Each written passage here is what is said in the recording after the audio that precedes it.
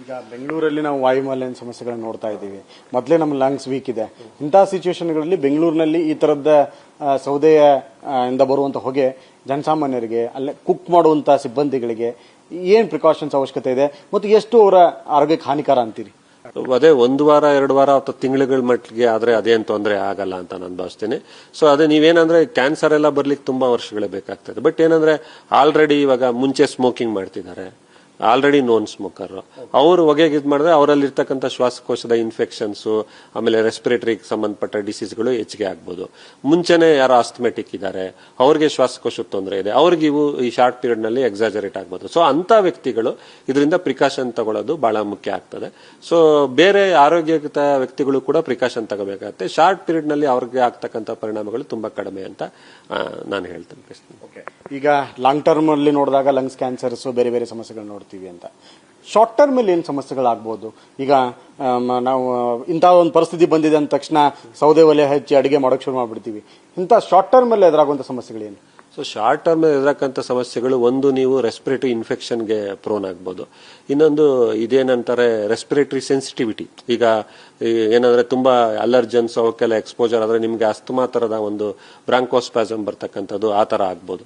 So ಇವೆಲ್ಲಾನು ಶ್ವಾಸಕೋಶದ ಮೇಲೆ ಇವೆಲ್ಲ ಪಾರ್ಟ್ ಟೈಮಿಂಗ್. ಅದಾದ್ಮೇಲೆ ಏನಾಗುತ್ತೆ, ತುಂಬಾ ಸೆಕ್ರಿಷನ್ಸ್ ಎಲ್ಲ ಬಂದು ಕೆಮ್ಮುಗಳು ಬರೋದು ಇಂಥವೆಲ್ಲ. ಸೊ ಬ್ರಾಂಕೋಸ್ಪಾಸಮ್, ರೆಸ್ಪಿರೇಟರಿ ಇನ್ಫೆಕ್ಷನ್ಸ್ ಇವು ಯೂಶಲಿ ಶಾರ್ಟ್ ಟರ್ಮ್ ಅಲ್ಲಿ ಬರ್ತಕ್ಕಂಥ ತೊಂದರೆಗಳು ಆಗಿರ್ಬೋದು. ಹಾಗಾದ್ರೆ ಏನ್ ಮಾಡಬಹುದು ಇದನ್ನ ತಪ್ಪಿಸ್ಕೊಳ್ಳೋದಕ್ಕೆ? ಏನಾದ್ರೂ ಈಗ ಸಂದರ್ಭ ಅಂತದೊಂದು ಬಂದಿದೆ, ಸೊ ಅದಕ್ಕೆ ಅನಿವಾರ್ಯವಾಗಿ ಈ ತರದೊಂದು ಸ್ಥಿತಿ ಎದುರಾಗಿದೆ, ಮಾಡಲೇಬೇಕಾದಂತದ್ದು. ಏನಾದ್ರೂ ತಪ್ಪಿಸ್ಕೊಳ್ಳುವಂತದ್ದು ಅಥವಾ ಪ್ರಿಕಾಷನ್ ತೆಗೆದುಕೊಳ್ಳೋದು? ಈಗ ನೀವು ಆಲ್ರೆಡಿ 1-2 ಪ್ರಿಕಾಷನ್ಸ್ ಹೇಳಿದ್ರಿ, ಇನ್ನೊಂದಿಷ್ಟು ಅವರಿಗೆ ಸಜೆಷನ್ ಅನ್ನು ಕೊಡೋದಾದ್ರೆ? ಸೊ ನಾನು ಆಗ್ಲೇ ಹೇಳಿದಾಗೆ, ಒಂದು ಒಣಗಿದ ಕಡ್ಡಿಗಳಲ್ಲಿ ಅಡಿಗೆ ಮಾಡ್ತಕ್ಕಂಥದ್ದು, ಯಾಕಂದ್ರೆ ಅದರಿಂದ ಬರ್ತಕ್ಕಂಥ ಹೊಗೆ ಕಡಿಮೆ ಇರ್ತದೆ. ಆಮೇಲೆ ಆದಷ್ಟು ಗಾಳಿ ಚೆನ್ನಾಗಿ ಸರಾಗವಾಗಿ ಹೋಗ್ತಕ್ಕಂಥ ಸರೌಂಡಿಂಗ್ಸ್ ಅಲ್ಲಿ ಮಾಡ್ತಕ್ಕಂಥದ್ದು. ನೀವು ಕುಕ್ ಮಾಡ್ತಕ್ಕಂಥ ಜಾಗಗಳಲ್ಲಿ ಕಿಟಕಿಗಳು ಅವೆಲ್ಲ ಜಾಸ್ತಿ ಇದ್ರೆ ಹೊಗೆ ಹೊರಗಡೆ ಹೋಗ್ಲಿಕ್ಕೆ ಸಾಧ್ಯ ಇದೆ. ನೀವು ಬೇಕಿದ್ರೆ ಮಾಸ್ಕ್ ನ ಕೂಡ ಧರಿಸಬಹುದು ಆ ಟೈಮ್ ಬೀಯಿಂಗ್ ಅಲ್ಲಿ. ಆಮೇಲೆ ಹೊಗೆ ಯಾವ ಕಡೆ ಬರ್ತಿದ್ಯೋ ಅಲ್ಲಿ ಜಾಸ್ತಿ ಹೋಗದೆ ಇರೋ ತರ ಸ್ವಲ್ಪ ಅದರಿಂದ ದೂರದಲ್ಲಿ ಇದ್ಕೊಂಡು ಡಿಸ್ಟೆನ್ಸ್ ಮೇಂಟೈನ್ ಮಾಡ್ಕೊಂಡು ಈ ತರ ಮಾಡಬಹುದು. ಆದಷ್ಟು ಈ ಪ್ಲಾಸ್ಟಿಕ್ಗಳು, ಪೇಪರ್ಗಳನ್ನು ಇವನ್ನೆಲ್ಲ ಜಾಸ್ತಿ ಬೇಯಿಸೋದನ್ನ ಮಾಡ್ಬೇಕು. ಯಾಕಂದ್ರೆ ಅದ್ರಲ್ಲಿ ಬರ್ತಕ್ಕಂಥ ಕಾರ್ಬನ್ ಡೈಆಕ್ಸೈಡ್ ತುಂಬಾ ಇದಾಗಿರ್ತದೆ. ಸೊ ಇದ್ರೆಲ್ಲದ್ರಿಂದ ಮಾಡಿ ಆದಷ್ಟು ಅದ್ರಲ್ಲಿ ಆಗ್ತಕ್ಕಂಥ ಪರಿಣಾಮಗಳನ್ನ ನಾವು ತಗ್ಗಿಸಬಹುದಾಗಿದೆ. ಈ ಸುಡೋ ಒಲೆಯಲ್ಲಿ ಯಾವ ತರದ ಹಾನಿಕಾರಕ ಕೆಮಿಕಲ್ ಬರುತ್ತೆ? ಬೆಂಜಿಮನ್, ಕೆಲವೊಂದಿಷ್ಟು ಕೆಮಿಕಲ್ಗಳು ಉತ್ಪತ್ತಿ ಆಗುತ್ತೆ ಅಂತ. ಸೊ ಸುಮಾರು 100ಕ್ಕೂ ಹೆಚ್ಚು ಕ್ಯಾನ್ಸರ್ಗೆ ಸಂಬಂಧಪಟ್ಟ ಕೆಮಿಕಲ್ಸ್ ಇದೆ ಅಂತ ಡಿಸ್ಕ್ರಿಪ್ಷನ್ ಇದೆ ಲಿಟ್ರೇಚರ್ ಅಲ್ಲಿ.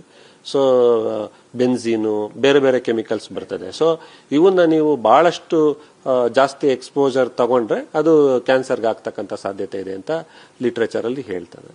ಒಟ್ಟಿನಲ್ಲಿ ಸೌದೆ ಒಲೆ ಅಷ್ಟು ಉತ್ತಮ ಅಲ್ಲ ಅಂತೀರಾ ನೀವು? ಅಲ್ಲ, ನೀವು ಸೌದೆ ಇಲ್ದೇ ಇರೋ ಒಲೆ ಕುಕ್ಕಿಂಗ್ ಮಾಡಿದ್ರೆ ಸೌದೆ ಒಲೆ ಅಷ್ಟು ಉತ್ತಮ ಅಲ್ಲ. ನೀವು ಹೇಳಿದಾಗೆ ಹಿಂದಿನ ದಿನಗಳಿಂದ ಎಲ್ಲಾ ಸರ್ಕಾರಗಳು ಈ ತರ ಮಾಡಿದ್ದೆ ಆ ಉದ್ದೇಶಕ್ಕೆ. ಈಗ ಆ ಪರಿಸ್ಥಿತಿ ಬಂದಿದೆ. ಬಟ್ ಈ ಒಂದು ಶಾರ್ಟ್ ಪೀರಿಯಡ್ ನ ಪಾಸ್ ಮಾಡ್ಲಿಕ್ಕೆ ನಾವು ಸಾದಷ್ಟು ಪ್ರಿಕಾಷನ್ ತಗೊಂಡು ಬಹುಶಃ ಇನ್ನೊಂದು ಕೆಲವೊಂದು ದಿವಸಗಳಲ್ಲಿ ಅದು ಎಂಡ್ ಆಗುತ್ತೆ ಅಂತ ನಾವು ಭಾವಿಸ್ಬಿಟ್ಟು ಇದು ಮಾಡೋಣ ಅಂತ. Thank you.